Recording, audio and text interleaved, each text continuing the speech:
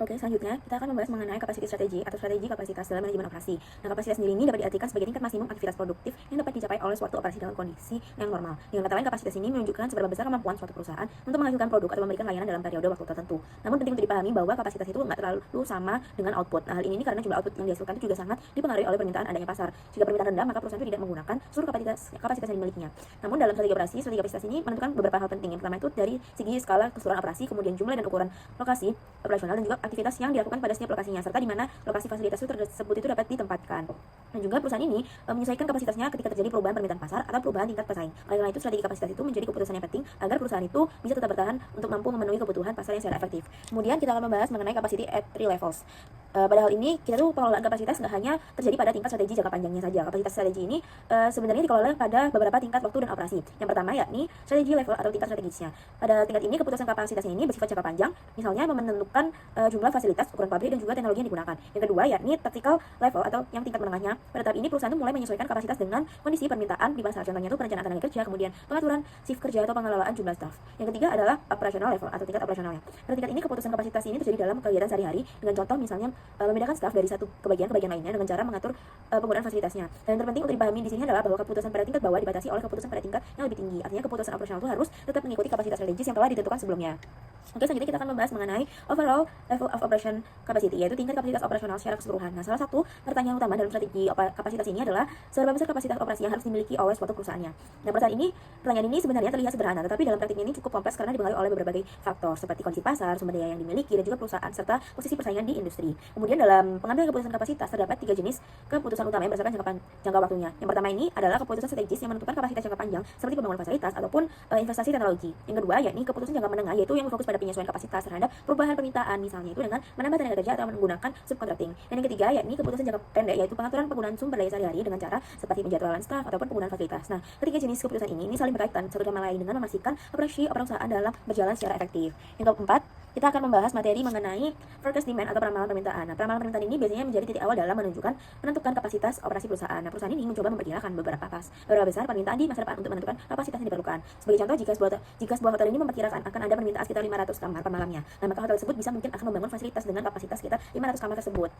Contoh lainnya tuh dapat dilihat dari call center perusahaan asuransi. Jika diperkirakan akan ada ratusan ribu panggilan per minggu, maka perusahaan itu perlu menghitung berapa banyak operator yang dibutuhkan untuk menangani panggilan tersebut. Namun dalam praktek aslinya, keputusan kapasitas ini tidak hanya berdasarkan pada peramalan permintaan saja. Perusahaan itu juga harus mempertimbangkan berbagai faktor lain seperti adanya struktur biaya, ketersediaan modal, perubahan permintaan di masa depan, ataupun economies of scale serta fleksibilitas adanya kapasitas. Nah, dengan mempertimbangkan faktor-faktor tersebut, maka perusahaan itu dapat menentukan kapasitas yang lebih tepat dan strategis. Nah, walaupun dalam perkiraannya itu ketidakpastian di masa depan itu tetap selalu ada, oleh karena itu perusahaan itu tidak selalu menetapkan kapasitas yang persis sama dengan perkiraan permintaan. Maka dari itu kita akan membahas demand uncertainty dan juga capacity decision. Dan jika perusahaan itu membangun kapasitas terlalu besar, tetapi ternyata permintaan itu lebih rendah dari yang diperkirakan, maka hal ini perusahaan dapat mengalami kerugian finansial karena banyak sumber daya yang tidak digunakan secara optimal. Nah, maka dari itu, sisi lainnya itu ada yang memiliki kapasitas yang berlebih, tetapi juga dapat memberikan keuntungan karena perusahaan itu menjadi lebih fleksibel dalam menghadapi lonjakan permintaan secara tiba-tiba. Hal ini sangat penting terutama saat peluncuran produk baru.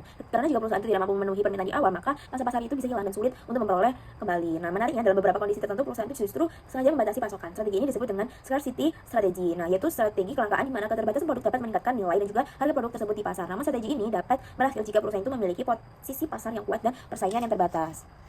Oke, selanjutnya kita akan membahas case dengan pertanyaan bagaimana DSF ini bisa menghubungkan kemampuan teknologinya dengan kebutuhan pasar yang semakin beragam dan cepat berubah, sehingga tidak hanya bergantung pada breakthrough besar tetapi juga pada modifikasi kecil yang responsif terhadap pelanggan. Nah, berdasarkan kasus DSF ini bisa dilakukannya dengan menghubungkan tim ke teknologi maupun operasi dan juga pemasaran, sehingga mengembangkan produk ini lebih berfokus pada kebutuhan pelanggan. Selain itu, DSF ini nggak hanya bergantung pada inovasi besar seperti Briton itu, tetapi juga perlu melakukan modifikasi produk kecil yang cepat, misalnya pada finishing atau spesifikasi produk sesuai permintaan pelanggan. Dan juga perusahaan itu memanfaatkan fleksibilitas proses produksi pada tahap akhir seperti extraction dan finishing untuk menghasilkan berbagai variasi produk. Jadi dengan kolaborasi antar fungsi departemen ini dapat menjadi proses produksi yang fleksibel, dan juga DSF ini dapat merespon perubahan pasar dengan lebih cepat dan tetap kompetitif.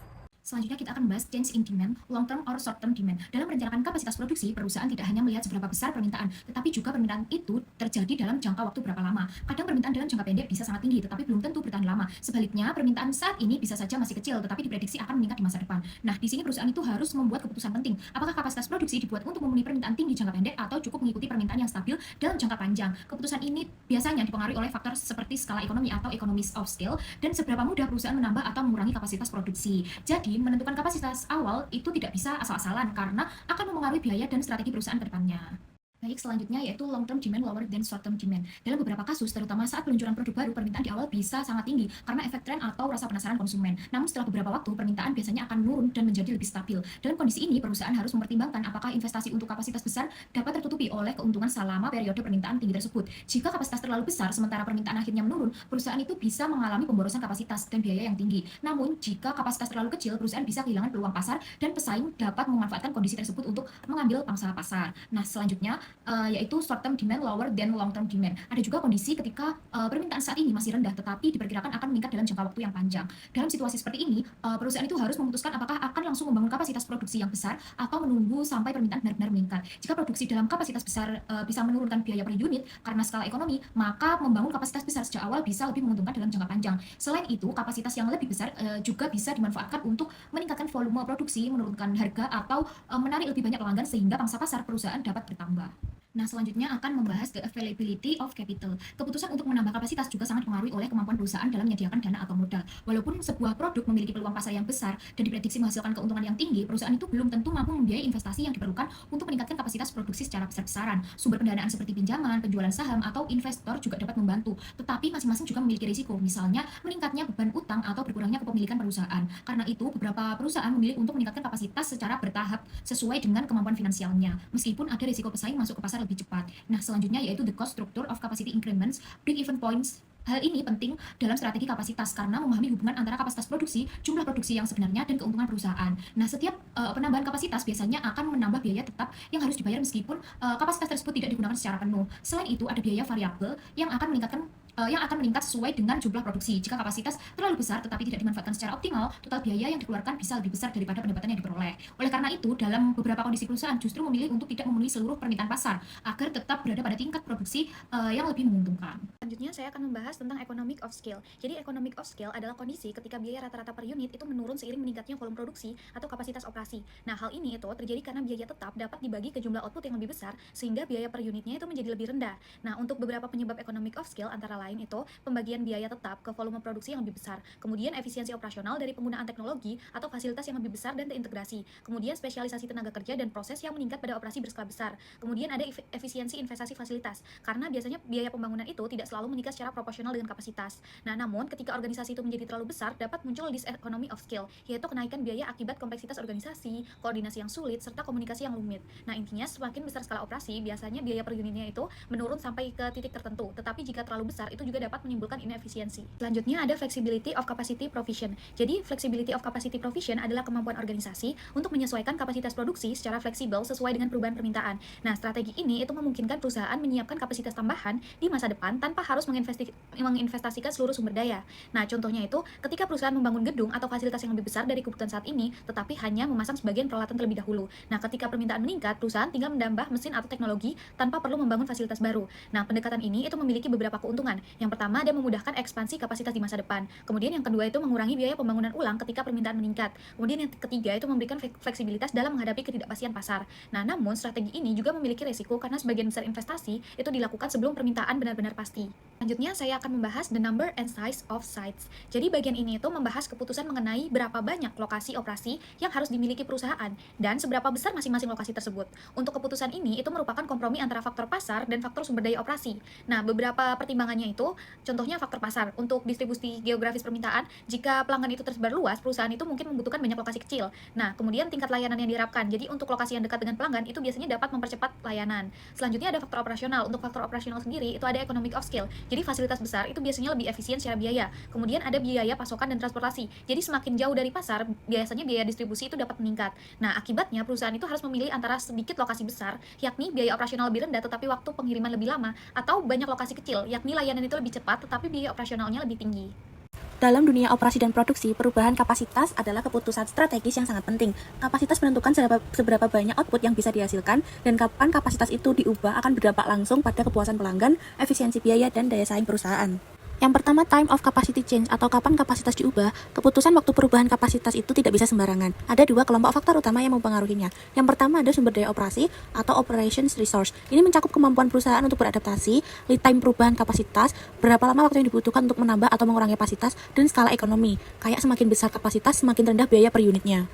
Yang kedua, kebutuhan pasar atau market requirements. Ini mencakup ramalan permintaan, aktivitas pesaing, ketidakpastian permintaan di masa depan, dan tingkat layanan yang diharapkan oleh pelanggan. Semua faktor ini saling berinteraksi dan bermuara pada satu titik penting, yaitu timing of capacity change. Perusahaan harus menganalisis, meramalkan, memutuskan, dan mengimplementasikan perubahan kapasitas dengan cermat. Yang kedua, generic timing strategies atau 3 strategi umum. Setelah kita tahu kapan kapasitas perlu diubah, langkah berikutnya adalah memilih strategi waktu yang tepat. Ada 3 pendekatan utama. Yang pertama adalah capacity leading strategy, di mana kapasitas ditambah sebelum permintaannya meningkat. Keuntungannya sendiri itu, pelanggan puas, pendapatan maksimal, ada cadangan kapasitas untuk lonjakan tak terduga. Namun kerugiannya, risiko over capacity, biaya tinggi, investasi modal lebih awal. Yang kedua, capacity lagging strategi, di mana kapasitas ditambah setelah permintaan benar-benar naik, di mana keuntungannya kapasitas terpakai penuh, biaya per unit rendah, modal bisa ditunda. Namun kerugiannya, pelanggan kecewa karena terlalu menunggu lama, kehilangan pendapatan, dan tidak bisa respon dengan cepat. Lalu yang terakhir adalah smoothing with inventory strategi, di mana kelebihan kapasitas digunakan untuk membuat persediaan atau inventory yang dipakai di periode berikutnya, yang di mana keuntungannya semua permintaan terpenuhi, kapasitas efisien, bisa atasi lonjakan permintaan. Namun kerugiannya, biaya inventory tinggi, risiko barang rusak atau usang. Pada bagian ini, saya akan menjelaskan mengenai strategi perubahan kapasitas atau capacity change strategies, khususnya terkait leading, lagging, dan smoothing strategy serta magnitude of capacity change. Pertama adalah leading strategy, yaitu ketika perusahaan menambah kapasitas sebelum permintaan meningkat. Strategi ini memungkinkan perusahaan siap menghadapi pertumbuhan pasar, tetapi membutuhkan investasi yang lebih awal, sehingga meningkatkan kebutuhan modal. Strategi kedua adalah lagging strategy, yaitu menambah kapasitas setelah permintaan meningkat. Pendekatan ini lebih aman dari sisi finansial, karena perusahaan menghindari risiko kapasitas menganggur, tetapi ada kemungkinan perusahaan kehilangan peluang pasar. Strategi ketiga adalah smoothing strategy, yaitu menyesuaikan kapasitas secara bertahap, biasanya dengan memanfaatkan persediaan atau pengaturan produksi. Selain menentukan waktu perubahan kapasitas, perusahaan juga harus mempertimbangkan seberapa besar kapasitas yang ditambahkan setiap kali investasi dilakukan, yang disebut magnitude of capacity change. Penambahan kapasitas dalam unit besar dapat memberikan economies of scale, namun juga meningkatkan risiko overcapacity ketika permintaan belum mencapai kapasitas tersebut. Selain menentukan waktu dan besar perubahan kapasitas, perusahaan juga perlu mempertimbangkan risiko overcapacity. Overcapacity terjadi ketika kapasitas yang tersedia lebih besar daripada permintaan, sehingga fasilitas tidak digunakan secara optimal dan biaya produksi per unit meningkat. Risiko ini biasanya lebih tinggi ketika perusahaan menggunakan penambahan kapasitas dalam jumlah besar, terutama jika prediksi permintaan tidak sesuai dengan kondisi pasar. Selain itu, perusahaan juga perlu menjaga keseimbangan kapasitas di seluruh rantai operasi. Jika salah satu tahap memiliki kapasitas lebih kecil dibandingkan tahap lainnya, maka tahap tersebut akan menjadi bottleneck, yang membatasi keseluruhan proses operasi. Oleh karena itu, dalam perencanaan perubahan kapasitas, perusahaan perlu memastikan bahwa kapasitas produksi, pergudangan, dan distribusi berada dalam kondisi yang seimbang agar operasi dapat berjalan secara efisien. Oke, selanjutnya itu kita akan membahas mengenai location of capacity. Location of capacity itu berkaitan dengan keputusan di mana suatu organisasi menempatkan fasilitas operasinya, seperti pabrik, kantor layanan, gudang, atau fasilitas produksi lainnya. Keputusan lokasi seringkali tidak selalu didasarkan pada analisis rasional aja. Dalam beberapa kasus, lokasi ditentukan karena alasan historis, preferensi pemilik, atau kondisi yang sudah ada sebelumnya. Namun dalam banyak situasi, keputusan lokasi dibuat melalui analisis yang mendalam, karena lokasi dapat mengaruhi biaya operasi, kualitas layanan, akses pasar, serta keberhasilan jangka panjang organisasi. Perusahaan biasanya memindahkan atau menambah lokasi operasi karena 2 alasan utama, yaitu pertama, perubahan permintaan pasar. Jika meningkat permintaan sehingga membutuhkan kapasitas tambahan, maka lokasi bisa saja berubah. Lalu yang kedua itu perubahan ketersediaan atau biaya sumber daya, seperti tenaga kerja, bahan baku, atau nilai lahan. Selanjutnya itu ada the importance of location, di mana keputusan lokasi itu sangat penting karena dapat mengaruhi kinerja jangka panjang organisasi. Lokasi yang tepat itu dapat meningkatkan efisiensi operasi, sementara lokasi yang kurang tepat itu dapat meningkatkan biaya dan menurunkan kualitas layanan. Lokasi mempengaruhi 2 hal utama, yaitu investasi dalam sumber daya operasi dan dampak pasar dari operasi. Sebagai contoh, jika stadium pemadam kebakaran ditempatkan di lokasi yang kurang strategis, maka respon terhadap kebakaran akan lebih lama. Selain itu, biaya untuk memindahkan fasilitas operasi sangat tinggi dan memiliki risiko besar, seperti gangguan pelayanan kepada pelanggan, keterlambatan produksi, serta peningkatan biaya operasional. Oleh karena itu, organisasi biasanya tidak sering mengubah lokasi operasinya. Lalu ada especially variable factor. Ini adalah faktor-faktor yang nilainya berubah, tergantung pada lokasi geografis. Faktor ini penting dalam menentukan lokasi yang paling optimal bagi organisasi. Beberapa faktor yang dapat berbeda antara lokasi meliputi biaya tenaga kerja, harga tanah dan bangunan, akses transportasi dan logistik, kedekatan dengan pasar atau pelanggan, ketersediaan bahan baku, dan ketersediaan tenaga kerja dengan keahlian tertentu. Lalu ada suitability of the site itself. Kesesuaian lokasi secara fisik juga menjadi pertimbangan penting dalam memutuskan lokasi. Karakteristik alami suatu lokasi dapat mengalami kemampuan organisasi dalam melayani pelanggan dan menghasilkan pendapatan. Sebagai contoh, sebuah hotel bisnis mewah biasanya lebih cocok ditempatkan di area bergengsi dekat pusat bisnis. Jika hotel tersebut dipindahkan ke daerah industri atau gudang, maka daya tariknya bagi pelanggan mungkin akan berkurang. Hal ini menunjukkan bahwa lingkungan sekitar lokasi dapat mempengaruhi persepsi pelanggan dan keberhasilan bisnis. Lalu selanjutnya itu ada the image of location. Lokasi juga membentuk citra atau reputasi suatu bisnis di mata pelanggan. Beberapa tempat memiliki asosiasi kuat dengan kualitas atau keahlian tertentu. Contohnya, Sheffield Row di London itu terkenal sebagai pusat penjahit pakaian pria kelas atas. Lalu Hollywood dikenal sebagai pusat industri hiburan dan film. Dalam menempatkan bisnis di lokasi-lokasi tersebut, perusahaan dapat memperoleh keuntungan reputasi karena pelanggan mengasosiasikan lokasi tersebut dengan kualitas tinggi. Lalu ada service level, di mana merupakan salah satu faktor paling penting dalam keputusan lokasi, terutama untuk organisasi yang memiliki interaksi langsung dengan pelanggan. Lokasi yang dekat dengan pelanggan dapat mempermudah akses pelanggan, mengurangi waktu tunggu pelanggan dalam layanan, dan meningkatkan kepuasan pelanggan. Sebagai contoh, rumah sakit biasanya ditempatkan dekat pusat populasi agar pasien dapat memperoleh layanan lebih cepat. Restoran, toko retail, dan bank memiliki lokasi yang mudah dijangkau pelanggan. Dengan industri manufaktur, pendekatan dengan pelanggan juga penting untuk meningkatkan kecepatan dan keandalan distribusi. Banyak perusahaan besar bahkan meminta pemasoknya untuk membangun pabrik di dekat fasilitas mereka agar proses pengiriman dapat dilakukan dengan sangat cepat, bahkan melalui sistem langsung seperti Hall in the Way Delivery. Oke, pada bagian pertama ini kita akan membahas apa saja faktor yang mempengaruhi keputusan lokasi perusahaan. Nah, salah satu faktor yang paling penting adalah investasi lahan dan juga fasilitasnya. Karena perusahaan itu harus mempertimbangkan harga lahan, biaya pembangunan fasilitas, serta infrastruktur yang tersedia di lokasi tersebut. Mengapa demikian? Karena investasi ini sifatnya jangka panjang, teman-teman, dan membutuhkan biaya yang besar. Maka keputusan lokasi itu harus dilakukan dengan perencanaan yang matang. Nah, faktor berikutnya adalah biaya sumber daya manusia atau tenaga kerja. Perusahaan biasanya mempertimbangkan tingkat upah, ketersediaan tenaga kerja terampil, serta regulasi ketenaga kerjaan di suatu wilayah. Daerah dengan biaya tenaga kerja lebih rendah itu sering menjadi pilihan bagi para industri padat karya. Namun perusahaan tetap harus mempertimbangkan produktivitas dan kualitas tenaga kerja. Nah, selain tenaga kerja, biaya energi juga menjadi faktor penting. Karena industri yang menggunakan mesin atau teknologi produksi yang dilakukan secara intensif itu sangat bergantung pada listrik atau bahan bakar. Oleh karena itu, perusahaan itu cenderung memilih lokasi dengan biaya energi yang stabil, pasokan yang andal, dan dalam beberapa kasus juga itu mempertimbangkan penggunaan energi yang lebih ramah lingkungan. Selain biaya tenaga kerja dan energi, faktor transportasi itu juga sangat mempengaruhi keputusan lokasi perusahaan. Biaya transportasi itu berkaitan dengan pengiriman bahan baku dari pemasok serta distribusi produk kepada konsumen. Jika lokasi terlalu jauh dari pasar atau pemasok, maka biaya logistik itu akan meningkat dan dapat mengurangi efisiensi operasi. Oleh karena itu, perusahaan biasanya memilih lokasi yang memiliki akses transportasi yang baik, seperti dekat dengan jalan utama, pelabuhan, bandara, atau jalur kereta. Infrastruktur yang baik itu akan membantu mempercepat proses distribusi dan menurunkan biaya logistik. Nah, faktor lain yang nggak kalah penting ialah faktor komunitas atau lingkungan masyarakat sekitar. Perusahaan itu perlu mempertimbangkan sikap masyarakat terhadap keberadaan industri, kualitas hidup di daerah tersebut, serta kebijakan pemerintah daerah terhadap investasi.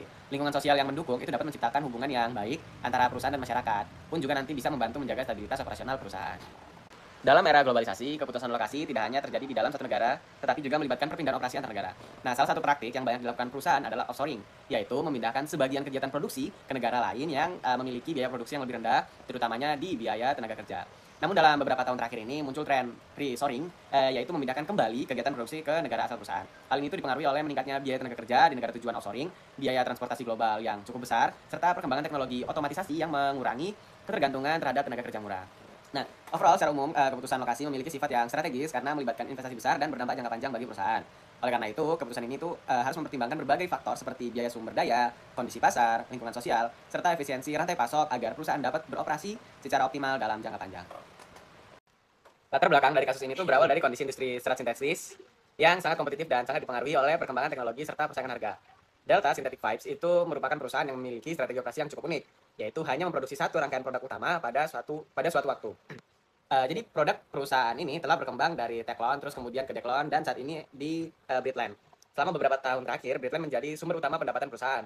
Namun munculnya produk pesaing dengan harga yang lebih murah menyebabkan turunnya permintaan terhadap Britland. Nah, di sisi lain juga perusahaan itu sedang mengembangkan produk baru bernama Britlon yang memiliki karakteristik teknis yang lebih unggul. Akan tetapi produksi Britlon ini membutuhkan fasilitas produksi yang berbeda sehingga perusahaan itu harus mempertimbangkan investasi kapasitas baru dan kemungkinan mengelola dua lini produk secara bersamaan. Nah, situasi inilah yang kemudian menimbulkan dilema strategis bagi DSF dalam menentukan arah strategi operasinya di masa yang akan mendatang.